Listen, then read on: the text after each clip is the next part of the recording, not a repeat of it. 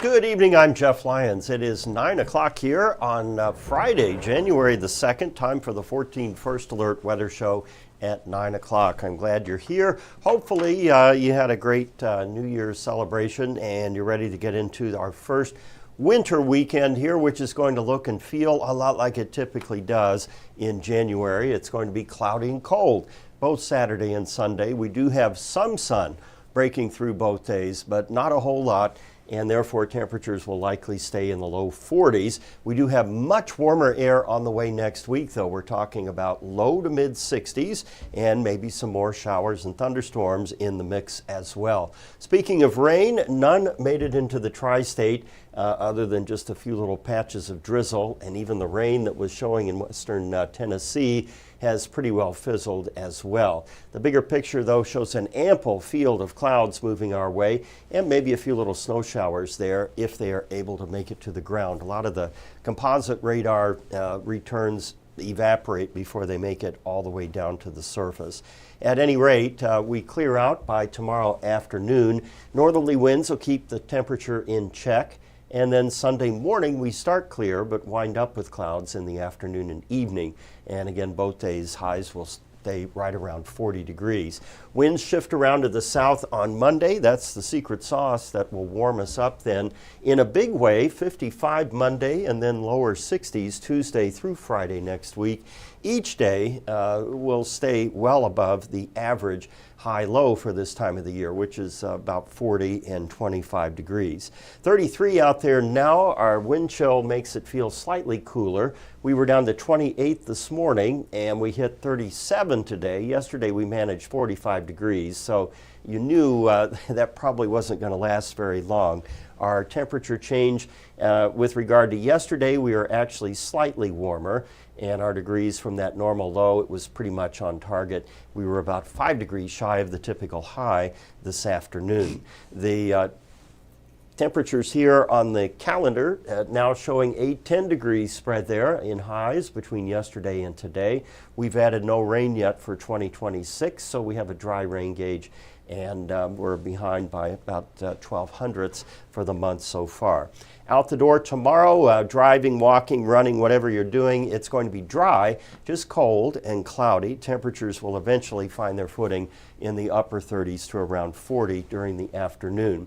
We've had some rain and snow showing out in the plains, most of this very light, and a lot of it not even making it to the ground. Our primary weather maker, at least short term here, is the low tracking to our south. That's going to keep us with enough moist air in place to support cloud cover. As high pressure moves in early next week, that should clear us out for Monday and part of Tuesday, giving us some sunshine and, of course, those added degrees too. There are two systems, at least showing in the models, that will affect us later next week. The first comes in on Thursday. First is a warm front lifting up, so we could get a little windy out there as temperatures move into the 60s. And then as the cold front slices through, some showers, maybe a little thunder too. And then from Saturday into early Sunday, the second cold front will bring rain and colder air behind it, so we get back into winter temperatures next week. The European model also advertising some rain toward Wednesday night, Thursday, and Friday. It's pretty persistent here with rain through Thursday and then clearing us out by Saturday night.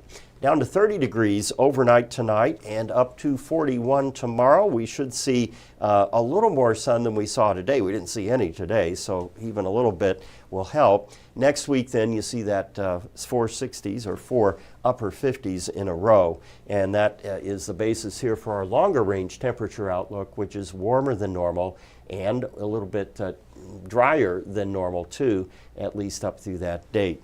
Two pet picks for you tonight. We've got a twofer. So the first one here comes from Nate, Nate Schiff, and that is Diesel out there by the Mater Dei sign there on Harmony Way. He's a Wildcats fan, of course. And our second pick comes from our news director here, Emily Erickson. That's her bird Jamoki on the right. I don't know the cat's name. It's a tortie, I know, and they're looking out at a bird feeder. I posted a picture earlier. I got one of these camera bird feeders, and my cats are on the back of the couch looking out there. I've had one brave bird that comes and eats everybody else no can do. So I've tried a couple of tactics. I put the shade down, tried to get the cats to let the birds eat in peace, and that has not been going as well as I thought it might have. So anyway, thanks, Emily, and thanks, Nate, there for those pictures. All right, we have, I got to take your questions here first, see if there are any. May not be many people watching here on a Friday night. Hard to say. Well, here we go. All right, we'll get it over here. And we got a few of you in there. Cheyenne Hammonds is on. Stacy Bennett Olderling is on. Yeah, Stacy says I sound like I have a cold. I can't really keep it keep it hidden very well. You know, the darndest thing, I had something going on about 2 weeks ago. It was between Thanksgiving and Christmas. And I toughed it out for 2 weeks and just couldn't shake it. So I went to the doc and got you take these pills. There's like 5 the first day, then 4, 3, 2, 1. Anyway, and it went away.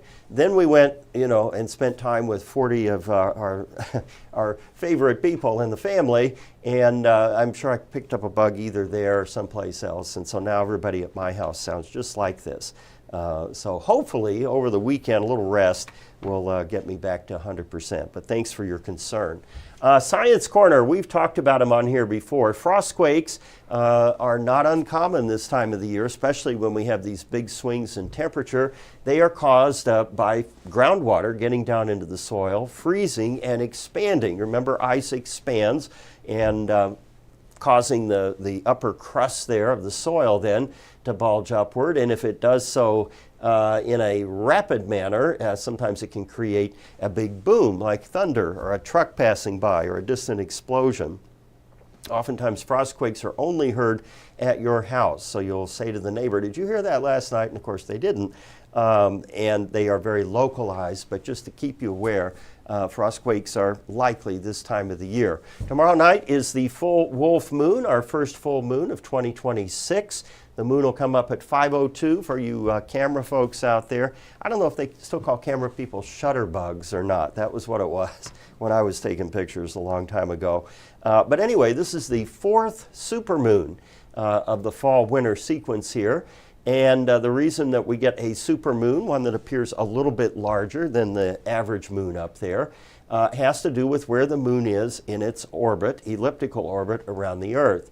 Now that lunar cycle lasts 29 and a half days, or about a month, and the moon moves a little bit east each night, which is why it comes up about 50 minutes later each day, because of the orientation between the Earth and where the moon is in its orbit. Remember, the Earth is going around once a day, but the moon takes 28 days to get around. So that's why the moon sometimes comes up in the morning, sometimes it comes up in the evening, and it depends.